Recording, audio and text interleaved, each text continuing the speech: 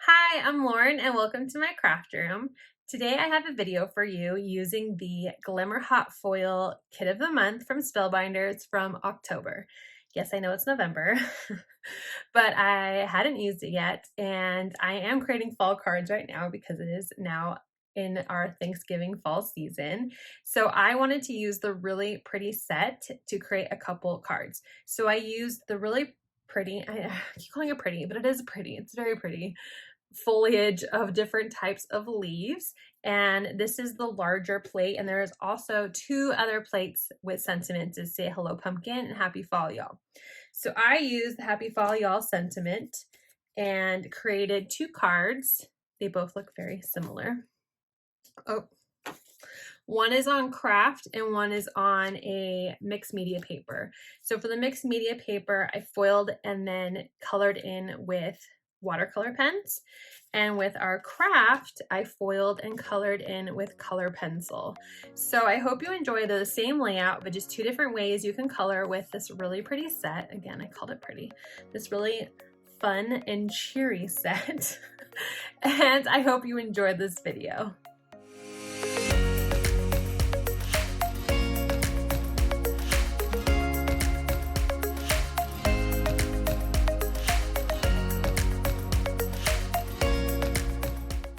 So let's take a look at our kit contents. We get a roll of this blush foil as well as the Crimson Fall 3-plate set, and they just go perfectly together. So I'm going to start with my craft paper. I've got some purple tape on my foil plate, and I am placing it onto my Gemini foil press with my plate, then my foil, then my paper. And you want to make sure the shiny side is touching your foil because the foil is going to stick to your paper from the heat of that plate. And I slowed it down because I can't get over how pretty it looks. It's such like a rose gold color, which is my favorite if you can't tell from my hair. I love rose gold. And because this plate is only half, you could just do partial, or you can go all the way around like I'm doing for these cards. Now my setting for my foil press is a little different than the instructions. I set it to medium heat and 40 seconds for this craft paper. It's a little thicker, and I was actually testing it out before I started recording and I wasn't getting the greatest impression. So this is what I found to be the best for these dies. For my sentiment, I did lower it down to 30 seconds because it's not as large and doesn't need as much heat. And as you'll see when I pull it out, that it looks just as pretty as the leaves. Now the plates do get very warm. There's tons of warnings on your foil press or your Glimmer system, whatever you're using. So I really love the foil press tweezers. They have this really strong magnet and it helps me with placing my die onto my plate as well as taking it off. I don't know if you'll notice that sometimes I will have my tweezers closed, pressed against my paper, which is sandwiched in between my magnet on my tweezers and the plate, and it helps me just keep everything sandwiched nicely as I place it onto the system. So now that my craft is done, I've moved on to my mixed media here. And again, I kept this one to 30 seconds because my paper is not as thick. It doesn't need as much pressure and much heat. So I lowered that temperature down. Now, maybe the craft would have been fine at 30 seconds because it's all warmed up now. You know, just play with it. You need to get to know your paper and your foil system and your die cut machine that you're using to put the pressure on. You know, play with it and figure it out and do what's best for you. So now I did slow-mo pull of this because it's so pretty. I don't know why I'm obsessed with saying pretty today. Everything's just so pretty. But now that my two backgrounds are done, I am going to start coloring. So I'm using my ZIG Clean Color Brushes on my mixed media paper here. And I'm going to zoom in just so you can see how I color. I'm using my marker to put down color and then using my water pen to spread it out and just kind of bring out that color. It's not quite as vibrant. If you really wanted a bold color, you can just color directly with these markers. You don't need to use a water pen. Now, if you want lighter color, maybe you want to add color to your glass mat next to where you're coloring, or maybe you have a mixed media plate. So you can go ahead and color onto that glass surface and then pick up the color with your water pen, and that will have a much more muted color. So it just depends on the look you're going for. My favorite way to color is to, again, put the color onto my image, then use my water pen to bring it out.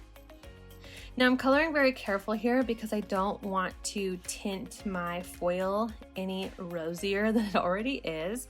But when I get to my lighter colors, you'll see that I just don't care as much. And I go ahead and just paint over the whole thing because I know it's not gonna affect my foil.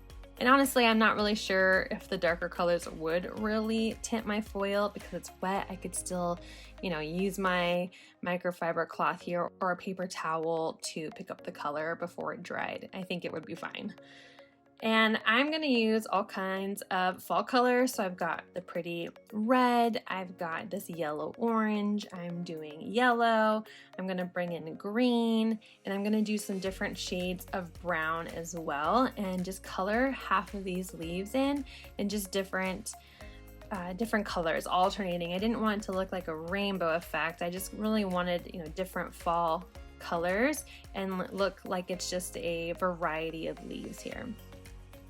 I'm only going to show you how I colored half of my images because you don't need to see me color the exact same thing over again. I just wanted you to see what colors I chose and how I colored it on to this mixed media paper. So I also used a really dark brown, which I thought was pretty. Again, I wanted to get brights and lights and darks on this background and this card. So now that I'm done with all of the different colors that I use for this card, I'm just gonna fast forward here and wrap up my coloring, and I'm gonna set it aside to dry.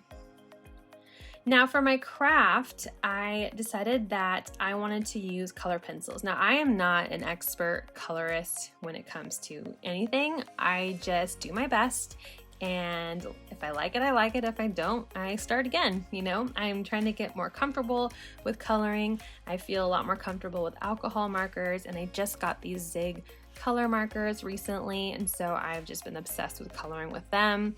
And I had these color pencils that I used to color with all the time, but I stopped because I had something new to color with, and I just haven't used them in a while. Now, because my images are smaller, I'm not doing any shading with these color pencils. I'm not doing any blending.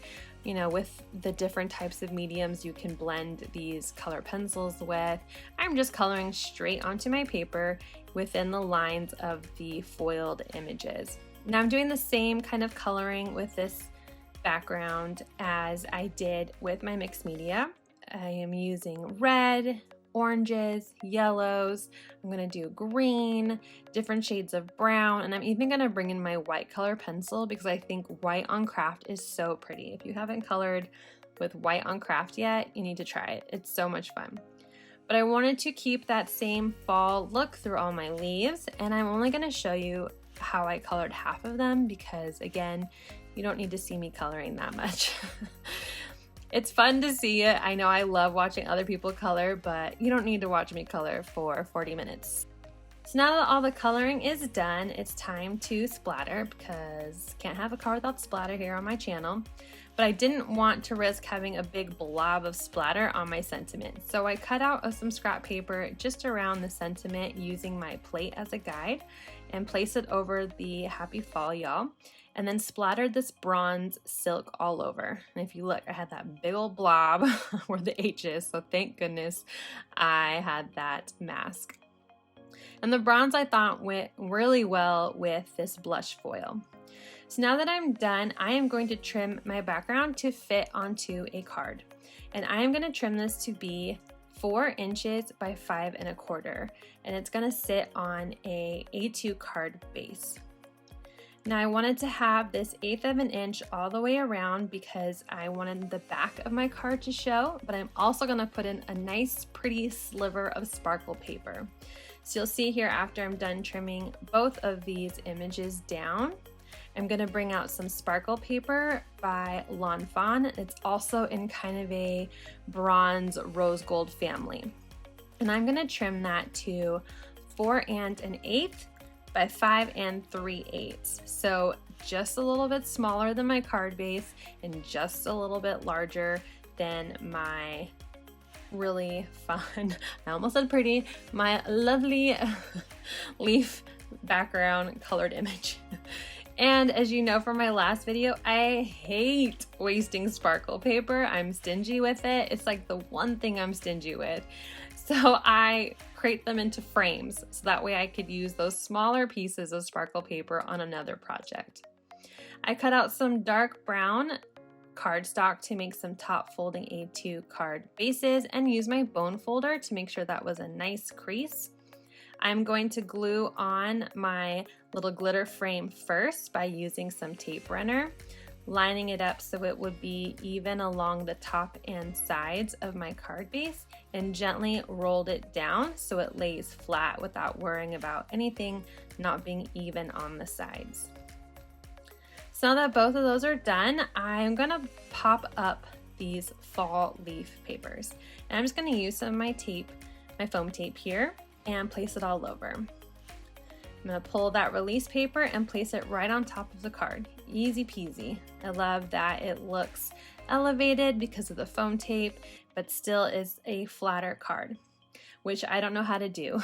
So of course I'm gonna add some fun little embellishments to make it not flat, because Postal Service can't survive without me buying those extra ounce stamps. And I have these really pretty Prima Frank Garcia Say It in Crystal embellishments in these very pretty warm brown and gold tones. So I place some different ones onto both cards. And then I have these rose gold hearts from Pretty Pink Posh that I probably bought 500 years ago and have never opened, and I thought this is a great time to use them because it matches. So I'm pulling a few out and I'm laying them in various spots on the card. I like to keep things in sets of 3 or 5 or 7, any type of odd number. I think 3 looks the best, so I kept 3 in the corners and then threw a couple more on. And with that, they are done and I love them. They're so sparkly and rose gold and shimmery. So let's take a look at my final cards here. First, I'm gonna bring up my craft background with the pretty colored pencil, and then I have my mixed media paper with my ZIG color watercolor pens. I really hope you enjoyed this video. It gives you some inspiration for some projects for yourself. Even if you do embossing, this is still a really pretty design. Have a great day. Don't forget to like and subscribe.